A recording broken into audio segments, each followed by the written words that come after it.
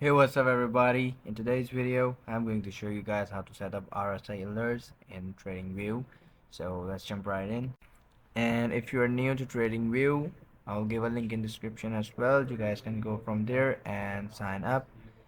Here we'll go to the official website and here just click on get started for free.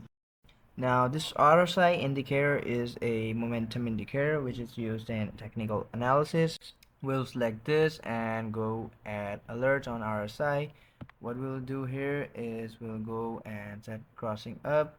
We can set the value here and we can set it to once per bar, and after that just go and hit create. Now on the right side here you guys can go to alerts, and here you guys can see this alert is activated now. Well, that's it for today's video. I hope the video was helpful for you guys. Don't forget to like, subscribe, share the video. See you guys in the next video. Take care. Bye bye.